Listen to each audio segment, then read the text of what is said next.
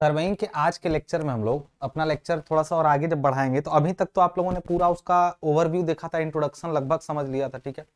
अब देखिए डायरेक्टली जो चैप्टर को अगर हम आप लोग को समझाना चाहें तो चैप्टर तो आपका ये कहता है, चैप्टर आपका कहता है कि चेन सर्वेइंग में जो अगला टॉपिक है आप लोगों का वो ये होने वाला है। मैं आपको दिखा देता हूं पहले, फिर उसके बाद बात करते हैं। जैसे इंट्रोडक्शन कल मैंने समझाया था लास्ट क्लास में, उसके बाद का टॉपिक आता है चेन सर्वेइंग, उसके बाद का टॉपिक आता है चेन सर्वेइंग।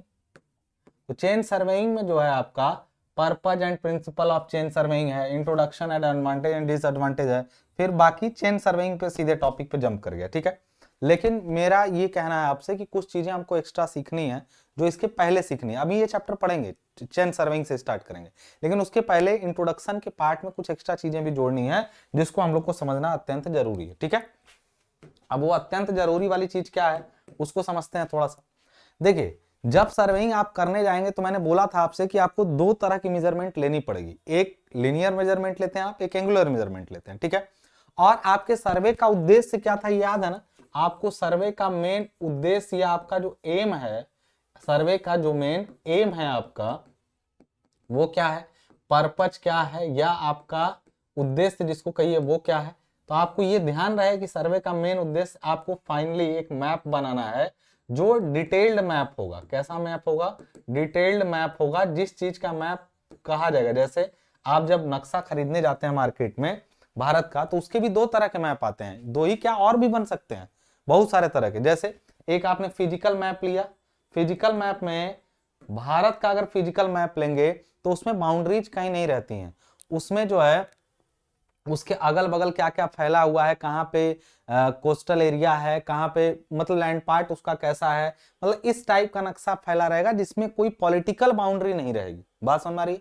जगह के नाम वगैरह मेंशन होंगे लेकिन पॉलिटिकल, जैसे नक्शे आपने एक फिजिकल लिया, एक पॉलिटिकल मैप भी आता है, पॉलिटिकल मैप, जिसमें ज्यादा हमारे लिए यूजफुल कौन सा होता है अगर राजनीति को समझना हो, मतलब ज्यादातर लोग प्रीफर करते हैं कि हमें पॉलिटिकल मैप दीजिए। लेकिन एक फिजिकल मैप भी आता है जिससे ज्योग्राफी को समझने में मदद मिलती है, जिसमें नदियों के बारे में या इनकी चीजों, जैसे टोपोग्राफिक मैप एक और अलग से आता है।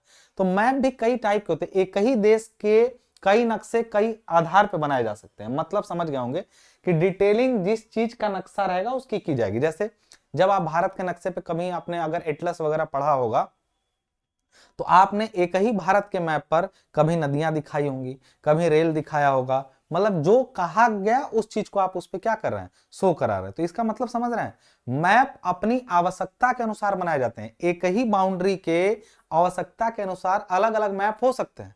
यानी अगर आप मैप बनाने की कोशिश करेंगे तो डिटेलिंग किस चीज की करेंगे, जो आपका उद्देश्य रहेगा उस आधार पे आप उसकी डिटेलिंग करेंगे। मेरी बात समझ गए कि जो उद्देश्य रहेगा उस आधार पे आप क्या करेंगे, उसकी डिटेलिंग करेंगे। आई होप इतना समझ में आया कि जब भी नक्शा बनाएंगे तो अपने अनुसार बनाएंगे जो हमको जरूरत होती है, ठीक है।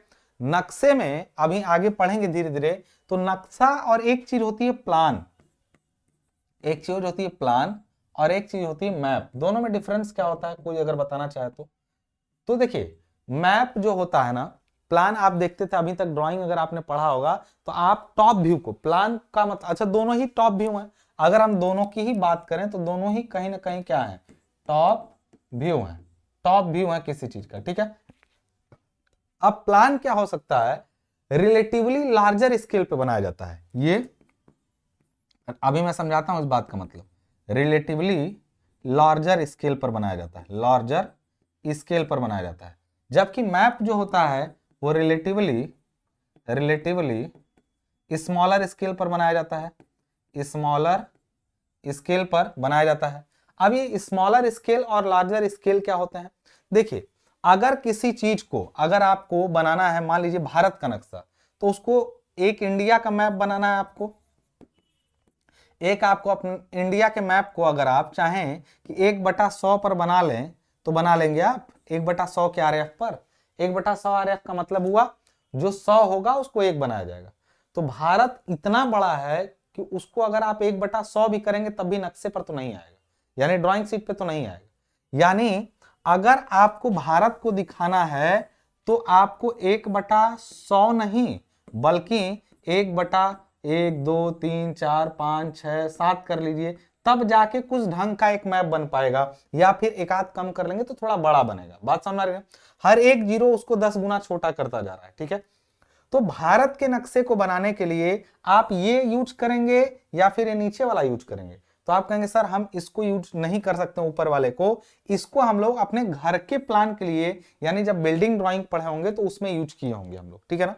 मतलब किसी चीज को कम छोटा करना है तो ये ठीक है, और जब बहुत ज्यादा छोटा करना होता है तो ये ठीक होता है। तो इसमें से बड़ी स्केल कौन सी है बताइए? 1/100 बड़ा है कि 1/10 लाख, या जो भी लिखा हो? तो आप कहेंगे सर 1/100 बड़ा है और ये छोटा है। तो यानी कि जो प्लान बनता है वो बड़ी स्केल पर बनता है, यानी लार्जर स्केल पर बनता है, जबकि जो मैप बनता है वो रिलेटिवली स्मॉलर स्केल पर बनता है।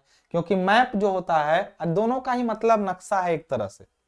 प्लान को उद्विक्षेप कहते हैं, टॉप व्यू कहते हैं, लेकिन दोनों ही एक तरह से टॉप व्यू हैं, और एक स्मॉलर स्केल पर और एक लार्जर स्केल पर बनता है।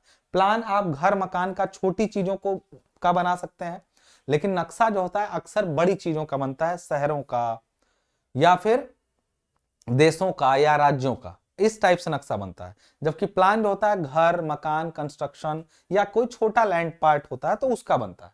तो आपको नक्शे में जो प्लान है और मैप है उनमें डिफरेंस आपको समझ में आया होगा। अब मान लीजिए इन्हीं नक्शों से जुड़ा हुआ कुछ अगर हम आपसे बात करना चाहें, तो इन्हीं नक्शों से जुड़ा हुआ, इन नक्शों को समझने के लिए हमारी हेल्प किसने की? हमारी हेल्प की किसने? आपके आरएएफ ने। मतलब इनके जो आरएएफ थे उनने हमारी मदद कर दी, या इनके जो आरएएफ हैं, आरएएफ 1/100 और 1/10 लाख या जो भी, तो इन्होंने हमारी मदद की उसको समझने के लिए।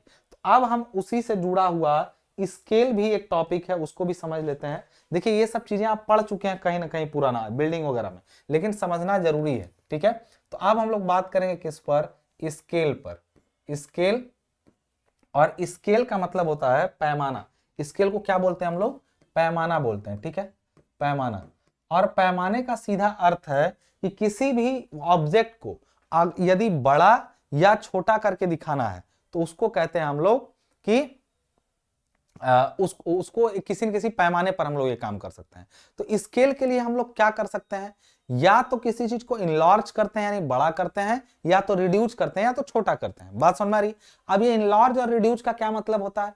तो इनलार्ज और रिड्यूस का मतलब होता है कि यदि मान लीजिए सिविल इंजीनियरिंग का काम करने जा रहे हैं आप, सिविल इंजीनियरिंग का, तो सिविल इंजीनियरिंग के काम में अक्सर चीजों को छोटा करना होता है, जैसे बिल्डिंग वगैरह को आपको छोटा करना है, तो उसके लिए आप स्केल को 1/100, 1/200, 1/500 जो जरूरत हो तो आप रिड्यूस स्केल का यूज करते हैं। लेकिन जब भी आप इलेक्ट्रॉनिक्स का अगर पढ़ाई कर रहे हैं या फिर बायोलॉजी से डॉक्टर की पढ़ाई कर रहे हैं तो आप माइटोकॉन्ड्रिया को बहुत बड़ा करके दिखाते हैं, तो वहां पर उसको बड़ा करना है तो 1/100 नहीं, 100, 200, 500 गुना बड़ा करते हैं, और इसको 1/100 करते हैं और उसको 100 कर देते हैं सीधे। मतलब कई बार नक्शे को समझने के लिए मतलब चीजों को समझने के लिए जो नक्शा बनाया जाता है वो वास्तविक से बड़ा बनाया जाए तो उसको इनलार्ज स्केल मैप कहते हैं, और जो वास्तविक से छोटा बनाया जाता है तो उसको रिड्यूस स्केल मैप कहते हैं। बात समझ में आ गई? टाइप से। अच्छा, कभी कभी क्या किया जाता है? बराबर रखा जाता है। मतलब बराबर का सीन क्या है? मान लीजिए कि स्केल को अगर हम लोग इस टाइप से बांटें तो हम लोग 3 टाइप से स्केल को बांट सकते हैं, ठीक है ना।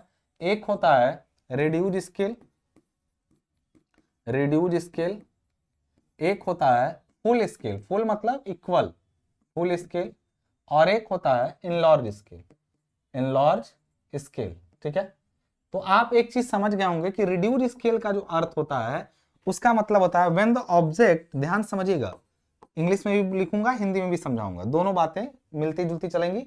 समझने का प्रयास करेंगे तो मजा ये आएगा कि हिंदी वाले लोग इंग्लिश धीरे धीरे सीख जाएंगे, उनको पता नहीं चलेगा। और अगर आप टिप्पणी करेंगे कि ये हिंदी लिखेंगे तब भी मैं समझूंगा तो फिर दिक्कत तो है, वो जिंदगी भर रहेगी, ठीक है ना। आप सुनिए, मैं बोल रहा हूं, लिख लीजिएगा, दोनों रास्ते हैं आपके पास। तो व्हेन, ध्यान समझिएगा, रिड्यूस स्केल किसको कहते हैं? When the size of object, size of, या ऐसे कहें कि ऑब्जेक्ट को बाद में रखें, size of drawing on the seat is smaller than actual object। मतलब ड्राइंग शीट पर जो बनेगा, ड्राइंग शीट पे जो ड्राइंग बनेगी वो एक्चुअल ऑब्जेक्ट से क्या होगी, स्मॉलर होगी, तो उसको कहते हैं रिड्यूस स्केल। फुल स्केल में मतलब ड्राइंग इक्वल होगी ऑब्जेक्ट के, तो ये होगा फुल स्केल। और यदि इनलार्ज किसको कहेंगे, व्हेन एक्चुअल ऑब्जेक्ट या when drawing of the object is bigger or larger, we can say is larger than actual object। बात समझ रहे ना, larger than actual object. Clear है, यहां पे बात समझिएगा।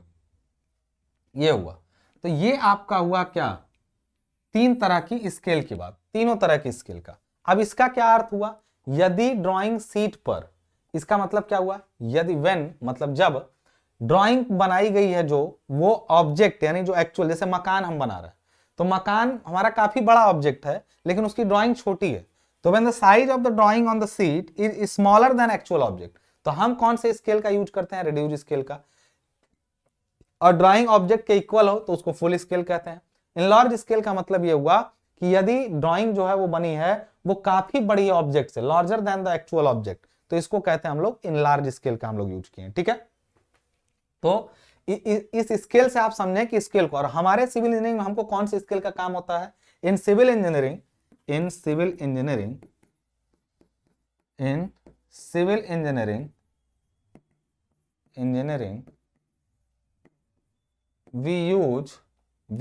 we mostly use कौन सा स्केल, रिड्यूस स्केल। ठीक है ना। अब रिप्रेजेंटेटिव स्केल मतलब स्केल को दिखाने के तरीके क्या हो सकते हैं। रिप्रेजेंटेटिव स्केल, ध्यान समझिएगा यहां पे, रिप्रेजेंटेटिव ये सब एग्जाम में नहीं आता है लेकिन आपको जानना है। Representative scale can be shown by two ways, मतलब जो स्केल है उसको दो तरह से प्रदर्शित किया जा सकता है। ये हमने क्या लिखा है, स्केल को मुख्यतः दो तरीके से प्रदर्शित किया जा सकता है, मतलब स्केल को मुख्यतः दो तरीके से प्रदर्शित किया जाता है। पहला तरीका है इंजीनियर्स स्केल, और दूसरा तरीका है इसको रिप्रेजेंट करने का रिप्रेजेंटेटिव फ्रैक्शन।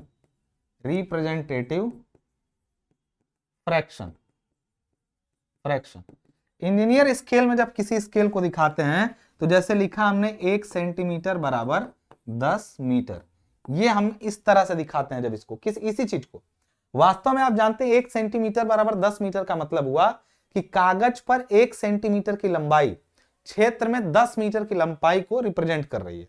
इसी चीज को हम ऐसे भी लिख सकते हैं, आरएफ यानी रिप्रेजेंटेटिव फ्रैक्शन की वैल्यू जो होती है वो हो जाएगी 1 सेंटीमीटर बटा नीचे 10 मीटर है तो 10 मीटर को भी हम लोग सेंटीमीटर में चेंज करेंगे, 10 गुणा मीटर को सेंटीमीटर में 100 से गुणा, यानी इसको 1/1000 भी लिख सकते हैं। बात समझ रहे हैं। यानी हमने कहा कि हम स्केल को दो तरीके से, दोनों बात एक ही है, या हम 1 सेंटीमीटर बराबर 10 मीटर बोले या हम 1/1000 बोले, बस लिखने का तरीका अलग हुआ। इंजीनियर्स लोग ज्यादातर इसको अडॉप्ट करते हैं, लेकिन यह भी बुरा नहीं है, रिप्रेजेंटेटिव फ्रैक्शन भी अडॉप्ट किया जाता है, इसको ज्यादा यूज करते हैं, इसलिए इसका हम लोगों ने नाम दे दिया इंजीनियर्स स्केल और इसको हमने रिप्रेजेंटेटिव फ्रैक्शन के रूप में लिखा। दोनों ही तरीके हैं स्केल को रिप्रेजेंट करने के, दोनों ही तरीके हैं स्केल को रिप्रेजेंट करने के। बात समझ में आ रही है, क्लियर, दोनों ही तरीके हैं स्केल को रिप्रेजेंट करने के। तो मुझे लग रहा है कि बात आपको स्केल वाली समझ में आ गई होगी, क्लियर है। तो अब यहाँ पे देखिए, वैसे जेईई में जब मैं पढ़ाता हूँ, अच्छा एक चीज और है, अगर आप लोगों को इसको डिटेल में समझना हो, इससे जुड़ा हुआ न्यूमेरिकल देखना हो, इससे स्केल में एरर क्या आती है, स्केल गलत अडॉप्ट कर लेने से, ये सब समझना हो, तो आप जूनियर इंजीनियर वाली जो क्लास मेरी है, इतना ही, मतलब पूरा तो पेड है, आपको दिक्कत होगी, मतलब मान लीजिए पैसे देना पड़ेगा, लेकिन शुरू के कुछ 5-6 लेक्चर ना जूनियर इंजीनियर वाले फ्री मिलेंगे आपको, तो उसको देख लेंगे तो आपको जो शुरुआत का सर्वे का जो डिटेल है डिस्कशन वो मिल जाएगा, आपको बहुत तगड़े से वो समझ में आ जाएगा। तो ये बहुत ही इजी टॉपिक, मैं जितना डिप्लोमा में उतना ही लेके चल रहा हूँ, उससे ज्यादा की जरूरत नहीं, क्योंकि देखिए सिलेबस में ये सब कुछ भी लिखा ही नहीं है स्केल के बारे में कुछ, क्योंकि आता नहीं है, लेकिन जानना तो है, आपको काम तो आना है उसका। तो आपको ये सब चीजें जो है आपको देखते हुए चलना है। अगर आप ज्यादा जानकारी चाहते हैं तो वो 5-6 वीडियो यूट्यूब पे फ्री हैं, जेई के डेमो क्लास वाली प्लेलिस्ट में आप देख सकते हैं, आपको आराम से ये सब मिल जाएगा, ठीक है। और इस पर न्यूमेरिकल भी करे कराए मिल जाएंगे, एरर्स डिटेल में मिल जाएंगे। तो चलिए, आपने कहा कि ठीक है सर हम स्केल कोई भी अडॉप्ट करेंगे, चूंकि हमें सर्वे का नक्शा बनाना है तो हमें स्केल की जरूरत तो पड़ेगी, तो हम लोग इनमें से कोई भी तरीके से का स्केल यूज कर लेंगे। तो हमने आज क्या समझा कि प्लान और मैप क्या होता है, पर मैप बनाने के लिए हमें किसकी जरूरत पड़ती है, स्केल की। स्केल हम दो तरीके से लिख सकते हैं, और यदि हम कोई लंबाई या दूरी माप सकते हैं, यानी लीनियर मेजरमेंट या एंगुलर मेजरमेंट लेते हैं, तो उसमें कोई ना कोई त्रुटि तो हम कर ही देंगे, त्रुटि हम तो कर ही देंगे, कोई ना कोई त्रुटि। कैसे कर सकते हैं, तो अब हम बात करते हैं थोड़ी सी त्रुटियों की, यानी एरर की। अपने आप में पूरा चैप्टर है एरर, और मैंने इसको 3 या 4 लेक्चर में पढ़ाया है जूनियर इंजीनियर के बैच में, ठीक है।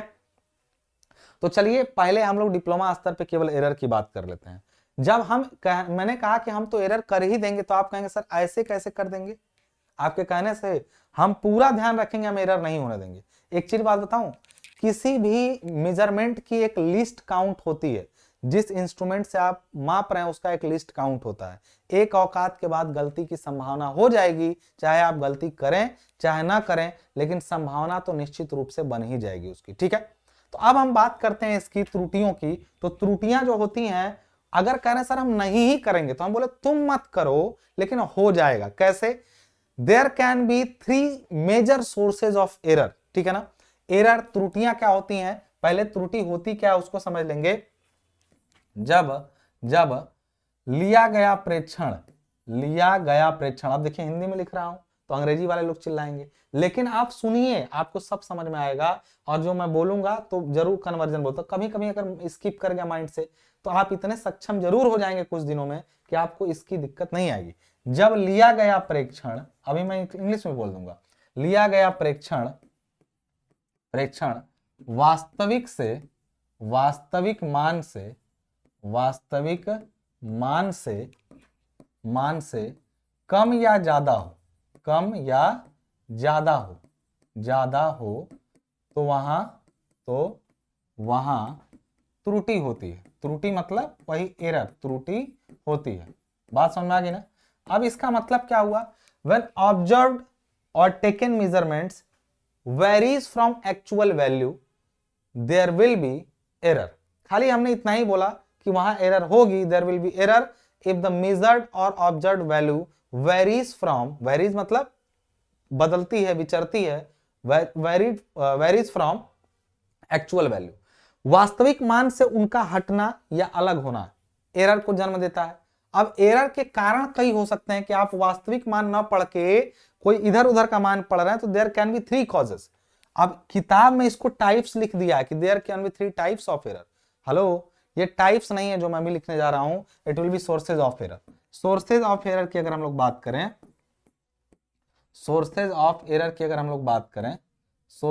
एरर की, तो there can be 3 sources of error. There can be 3 sources of error, ठीक है। कौन कौन से सोर्स एरर के हो सकते हैं? एक हो सकता है सबसे पहला पर्सनल एरर, पर्सनल सोर्स कह लें, यानी व्यक्तिगत रूप से आपसे कोई गलती हो रही है, आप कार्य कुशलता में कमी है, व्यक्तिगत त्रुटि का व्यक्तिगत स्रोत कह लीजिए आप, किताबों में इसको व्यक्तिगत त्रुटि कहा गया है। व्यक्तिगत स्रोत है मतलब गलतियां होने के कई कारण हो सकते हैं, उनमें से पहला कारण, सोर्सेज में से पहला रीजन या पहला स्रोत है व्यक्तिगत स्रोत। ये क्यों होता है, ये क्यों हो सकता है? कार्य कुशलता में कमी, यानी अनस्किल्ड। कोई लेबर अगर अनस्किल्ड है या इंजीनियर अनस्किल्ड है, तो उनको आता नहीं है, तो कार्य कुशलता की कमी में के कारण ऐसा हो सकता है। कार्य कुशलता की कमी के कारण ऐसा हो सकता है, कार्य कुशलता की कमी हो जाए तो ऐसा हो सकता है। अब यही दूसरा तरीका हो सकता है कि इंस्ट्रूमेंटल हो, इंस्ट्रूमेंटल यानी उपकरणीय, व्यक्तिगत के जगह अब क्या हो जाएगा, उपकरणीय त्रुटियां या उपकरणीय स्रोत, यानी यदि यदि कार्य कुशलता की कमी मतलब inability of skill, inability of skill का मतलब या इनएबिलिटी कहें या अनस्किल्ड कहें, बात एक ही है। तो अगर आप पर्याप्त ट्रेंड नहीं है तो आपसे गलती होगी और उससे हुई त्रुटि को हम लोग कहेंगे पर्सनल एरर हुई है। लेकिन अगर इंस्ट्रूमेंटल की बात करें हम लोग, इंस्ट्रूमेंटल की, उपकरणीय त्रुटियों की, तो उपकरणों में दोष हो, किसमें, उपकरणों में दोष हो, मतलब जिससे मापन ले रहे हैं उपकरणों में दोष या फिर डिफेक्ट जिसको कहेंगे, डिफेक्ट इन इंस्ट्रूमेंट, यानी उपकरणों में दोष है। चेन से लंबाई माप रहे थे, फीता ही गड़बड़ था, फीता पे उल्टा सीधा रीडिंग लिखा था, या फीता टेम्परेचर कांट दब या सिकुड़ गया था। There can be different reasons जिसके वजह से उपकरणीय त्रुटियां हो सकती है, उपकरण में दोष होता है। भाई फीता तो छोटी चीज है, लेकिन आप थियोडोलाइट का यूज करेंगे, आप लेबल का यूज करेंगे, इन सब दौरान में अगर आपसे गलतियां हो रही हैं उपकरण के कारण, तो उन त्रुटियों को हम लोग उपकरणीय त्रुटियों या इंस्ट्रूमेंटल एरर में रखते हैं। तीसरा हो सकता है कि नेचुरल एरर हो, नेचुरल एरर, यानी इसको कहते हैं प्राकृतिक स्रोत, प्राकृतिक स्रोत, मतलब ये क्यों हो सकता है, अगर मौसम खराब हो, ठीक है ना, मौसम खराब, या फिर उसके साथ साथ वक्रता और वर्तन, वक्रता व वर्तन। अब ये क्या है, इसके बारे में हम लोग चौथे चैप्टर लेवलिंग में बात करेंगे। वक्रता और वर्तन, मौसम खराब में आंधी हो जाए, तेज धूप हो, तापमान में अत्यधिक परिवर्तन हो, इन सब के कारण जो आपका उपकरण है वो भी ठीक है, आप भी ठीक से काम कर रहे हैं, लेकिन आंधी चल रही है, उसी में सर्वे करेंगे तो गलतियां तो होंगी। वक्रता और वर्तन एक ऐसा दोष है जिसके बारे में हम लोग लेवलिंग में बात करेंगे, जहां आप कोई गलती नहीं करेंगे फिर भी प्रकृति के कारण वो गलती हो ही जाएगी आपसे, प्रकृति के कारण वो गलती आपसे हो ही जाएगी। बात समझ में आ गई? तो इसको कहते हैं त्रुटियां, यानी sources of error. These are the sources of error. अगर इसी की जगह पर हम लोग बात करें, इसी की जगह पर हम लोग बात करें कि टाइप्स ऑफ एरर कितनी होती हैं, types of error, types of error, error, ठीक है ना, टाइप्स ऑफ एरर, ये वो वजहें थी जिनसे एरर हो रही थी। लेकिन उत्पन्न हुई त्रुटि किस प्रकार की हो सकती है, तो वो भी मुख्यतः 3 प्रकार की हो सकती है। पहला हो सकता है भूलें, भूल या मिस्टेक। अब मिस्टेक वो गलती है ना जिसका कोई हिसाब किताब ही नहीं है, मिस्टेक वो गलती है जिसका कोई हिसाब किताब ही नहीं है, वो तो किसी से भी कभी, नोट गिनते समय यदि आपका ध्यान भटक गया तो आप भूल गए, तो वो ऐसी त्रुटि है जो आपको फिर से पूरा, मतलब मिस्टेक अगर आपसे कहीं पर हुई है तो उसका कोई निराकरण भी नहीं है, वो कैसी भी हो सकती है, ठीक है। अब यहां पर एक चीज और जान ले, जब हमने एरर पढ़ा ना, तो एरर का जनरल जो मतलब होता है, त्रुटियां जब ले आ गया प्रेक्षण वास्तविक मान से कम या ज्यादा हो, तो एरर का अगर जनरल हम लोग डेफिनेशन कहें कि ये है, तो एरर की वैल्यू ई जो होती है ना, हमेशा इस चीज का ध्यान रखिएगा, एरर की वैल्यू जो ई होती है, एरर वो हमेशा होता है measured value minus actual value. इस चीज का, इस फॉर्मूले को ध्यान रखिएगा, एरर का जो वैल्यू होता है हमेशा measured value minus actual value होता है, ठीक है ना, यही लिख लीजिएगा बल्कि डेफिनेशन के समय, error is equal to measured value, मतलब मापा गया मान, माइनस वास्तविक मान एक्चुअल वैल्यू। तो measured value minus actual value ही एरर होता है। अब ये कई बार माइनस में आता है, कई बार प्लस में, तो जो आएगा वैसी त्रुटि कही जाती है, पॉजिटिव या नेगेटिव कोई भी। जैसे अगर हम लोग बात करेंगे एरर, तो अगर आप कोई दूरी वास्तव में 20 है, ठीक है, आप उसको 21 माप रहे हैं, तो इसका मतलब है कि आप 21 माइनस 20 करेंगे तो +1 की एरर हो रही है। एरर पॉजिटिव और नेगेटिव मान के साथ में होती है, इस चीज का आपको ध्यान रहे, ठीक है। तो अब हम लोग बात करेंगे किसकी, कि यहां पर टाइप्स ऑफ एरर में पहली चीज तो हो सकता है आपसे भूल हो जाए, और भूल का क्या ही, ये पॉजिटिव नेगेटिव कुछ भी हो सकती है। और इनके बारे में अगर बात करें तो कैन बी मतलब हो सकती है कैसी, पॉजिटिव या फिर नेगेटिव। और इसको असल में हम लोग कहते हैं ना, ये ब्लंडर्स में जाते हैं, इनको भूलों को हम लोग ब्लंडर्स में रखते हैं। ब्लंडर्स का मतलब भारी गलती को ब्लंडर कहते हैं। ब्लंडर मिस्टेक इसलिए नहीं लिखते हैं कि अंग्रेजी के अनुसार गलत है, ब्लंडर अपने आप में मिस्टेक ही होता है, ठीक है, तो ब्लंडर है। अब भूल तो एक कैटेगरी, दूसरा होता है कम्युलेटिव एरर, कम्युलेटिव एरर, ध्यान समझिएगा, कम्युलेटिव एरर, इसका दूसरा नाम है सिस्टमेटिक एरर। चलिए इस पर अभी ज्यादा बात नहीं, इसके पूरे नाम बाद में लिखेंगे। इसको कम्युलेटिव एरर कब होती है? कम्युलेटिव एरर, यह त्रुटि एक ही दिशा में बढ़ती है। मतलब एक ही दिशा का मतलब या तो पॉजिटिव होगी या तो निगेटिव होगी। मतलब ये यहां पे कैन बी पॉजिटिव और निगेटिव, मतलब कुछ भी हो सकती है। लेकिन कम्युलेटिव एरर जो होती है वो कोई एक होती है, एक टाइम पे। ये तो दोनों दिशा में हो सकता है, ऊपर वाला, ये एक समय पर एक ही दिशा में घटित होता है, ठीक है ना। मतलब कम्युलेटिव एरर को हिंदी में अगर हम कहें तो इसका नाम जो होता है वो होता है संचयी त्रुटि। इसको क्या कहते हैं हम लोग? संचयी त्रुटि, जिसका संचय हो। आप चेन, मान लीजिए चेन से माप रहे थे और उसका एक लिंक जो है वो निकल गया था, उसको जोड़ दिया था, उसी तरह आपको पता नहीं चल रहा था। चेन क्या होती है आप जानते होंगे, जंजीर जिसको बोलते हैं, उसके बारे में अभी हम पढ़ाएंगे आगे अगले चैप्टर में। तो त्रुटियों में मान लीजिए आपका इंस्ट्रूमेंट में एक बराबर गड़बड़ी है जो बार बार गलती बता रहा है। हर एक बार रीडिंग मापने पर उतनी गलती तो होती जाएगी। एक बार मान लीजिए एक लिंक छोटा है, यानी 20 सेंटीमीटर छोटा है, तो एक बार में आपने 20 सेंटीमीटर कम मापा, फिर अगले में 20 सेंटीमीटर, फिर अगले में पूरा, जब बहुत ज्यादा दूरी जब माप लेंगे आप तो बहुत बड़ी मिस्टेक हो जाएगी, क्योंकि मिस्टेक इकट्ठी हो रही थी, एक्युमुलेट हो रही थी। इसलिए इसको संचयी त्रुटि या कम्युलेटिव एरर कहते हैं, ठीक है। ये कैसी हो सकती है? या तो पॉजिटिव होगी या फिर ये क्या होगी? नेगेटिव होगी। मतलब ये भी क्या हो सकती है? पॉजिटिव और नेगेटिव। तीसरा जो होता है उसको बोलते हैं हम लोग compensating error. Compensating error, error 3 type की होती है। कॉम्पेंसेटिंग मतलब होता है समकारी त्रुटि, समकारी त्रुटि।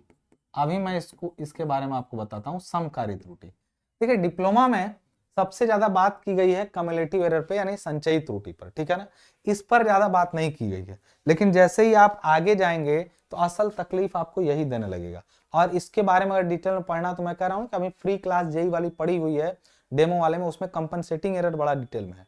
डिप्लोमा में आपको कम्युलेटिव एरर के बारे में पढ़ाता है। समकारी त्रुटि उस त्रुटि को कहते हैं जिसका प्रभाव, देखिए समकारी त्रुटि असल में ना त्रुटि होती नहीं है, ये चांस ऑफ एरर है, चांस ऑफ एरर होता है। यानी इसको कहा नहीं जा सकता कि ये कैसा होगा। जैसे ये पॉजिटिव निगेटिव एक साथ लिखा जाता है, इसको हमेशा पॉजिटिव निगेटिव एक साथ क्यों लिखा जाता है?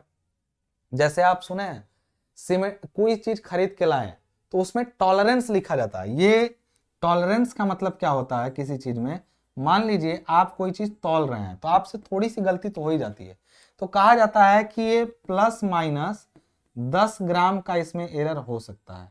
प्लस माइनस 10 ग्राम का मतलब किसी चीज को तौलने में 10 ग्राम ऊपर भी नाप सकते हैं, 10 ग्राम नीचे भी माप सकते हैं। क्या सोने में ये रखा जाएगा? सोना 10 ग्राम का दाम 50,000 है, तो आप सोचिए ये चावल दाल तक ठीक है, सीमेंट में तो प्लस माइनस 2% यानी 1 kg तक चलता है। बात समझ आ रही है? तो मापने में किसी चीज को जो होती है त्रुटि, किसी चीज को मापने में जो त्रुटि होती है, जो हो भी ना लेकिन मान लिया जाता है कि इसकी संभावना है कि ये प्लस माइनस थोड़ा बहुत हो सकता है, उस त्रुटि को हम लोग बोलते हैं कंपनसेटिंग एरर या समकारी त्रुटि। समकारी त्रुटि का प्रभाव दोनों दिशा में होता है, वो किसी एक दिशा में नहीं होती है। जैसे इस बार चलो कोई गया, मान लीजिए हमने चेन से मापा, तो इस बार मान लीजिए चेन से आप हैंडल से माप रहे थे, किसी ने एरो को, अभी आप पढ़े नहीं अभी तो मैं इसका एग्जांपल भी गलत ही आपको दे रहा हूं, चलिए उसके बारे में बाद में बात करेंगे। मैं कह रहा हूं कि आप ही की लंबाई मापनी है, ठीक है। कोई गया फीता से मापा, बोला 1.63 से थोड़ा सा ज्यादा बता रहा है। कोई और गया कह रहा है 1.63 बता रहा है, कोई कह रहा है 1.63 से थोड़ा सा कम बता रहा है। मतलब थोड़ा थोड़ा का जो अंतर होता है, उस अंतर में हुई है त्रुटि, क्योंकि वास्तविक मान तो किसी को नहीं पता है। तो एक चीज जानते हैं, आप वास्तविक कभी जान भी नहीं पाएंगे।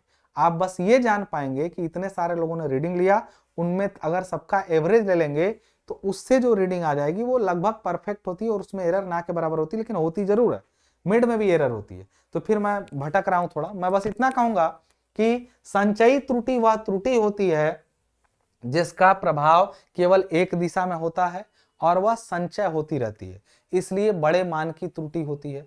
इसलिए इस त्रुटि का अगर पता चल जाए, यदि हम लोग बात करें इस त्रुटि का, तो इस त्रुटि का अगर पता चल जाए कि क्या दिक्कत थी तो इसका बाद में निराकरण भी संभव है, लेकिन बाकी किसी त्रुटि का निराकरण संभव नहीं है। ठीक है, अगर आपको पता था कि हर बार चेन एक लिंक छोटी थी तो आप चाहते तो बाद में उसको अरे यार एक बार रीडिंग लिए तो एक चेन 50 बार रीडिंग लिया, 50 बार चेन फैलाई गई, एक काम करो 50 लिंक एक्स्ट्रा जोड़ दो, हो जाएगा कि दोबारा चलें फिर से मापें 50 बार चेन फैलाएं।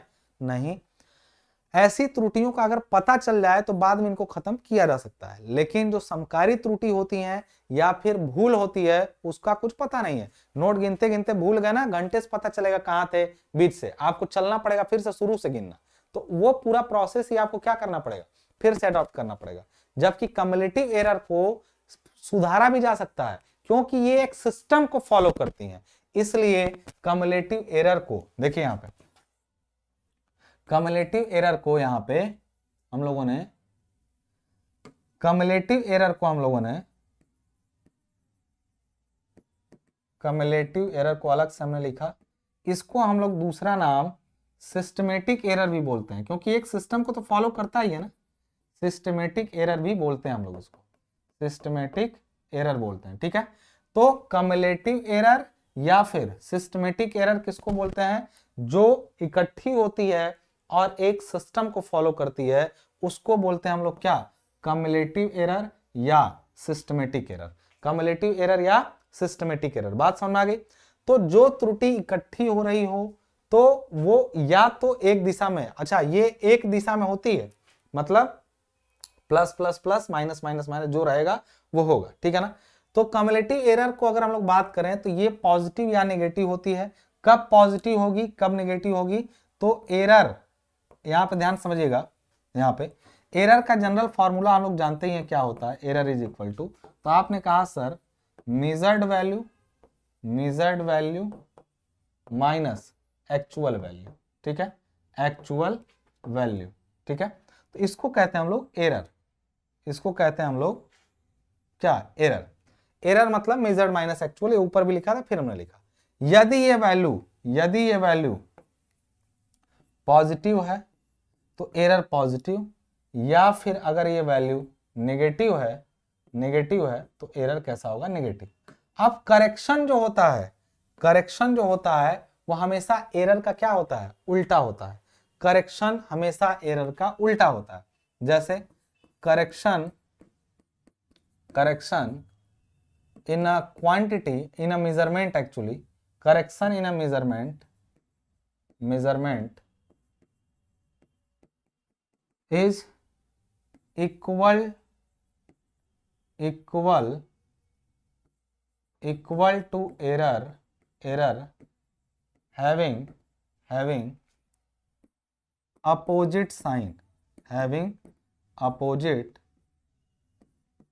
sign, मतलब ये अपोजिट साइन रखता है। मतलब अगर एरर पॉजिटिव है तो करेक्शन नेगेटिव होता है, और यदि एरर नेगेटिव है तो करेक्शन पॉजिटिव होता है। करेक्शन मतलब होता है संशोधन। करेक्शन को क्या बोलते हैं हम लोग, संशोधन। जैसे मैं अभी आपको समझा रहा हूं, संशोधन,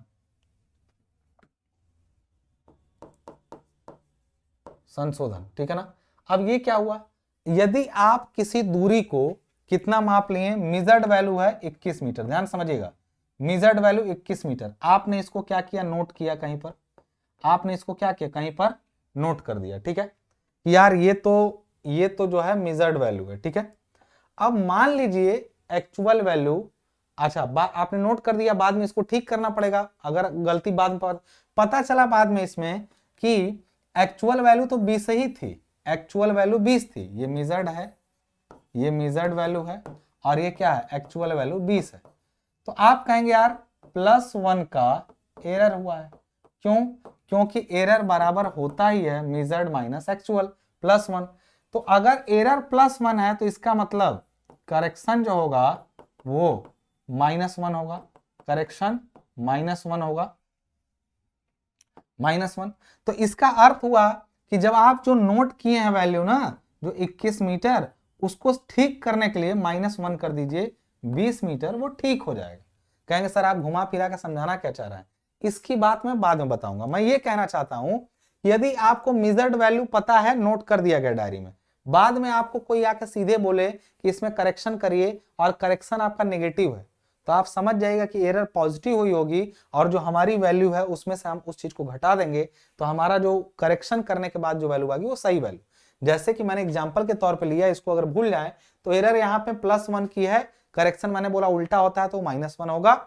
और उस समय जो भी नोटेड वैल्यू होती है, करेक्शन हमेशा जो किया जाता है वो किस वैल्यू में किया जाता है, तो आप जान लीजिए सीधा सीधा वो नोट की हुई मेजर्ड वैल्यू में किया जाता है, क्योंकि एक्चुअल वैल्यू में करेक्शन की क्या जरूरत है, जब वो खुद सही है। तो एक्चुअल मतलब वास्तविक है, तो उसमें तो कोई करेक्शन की जरूरत है नहीं।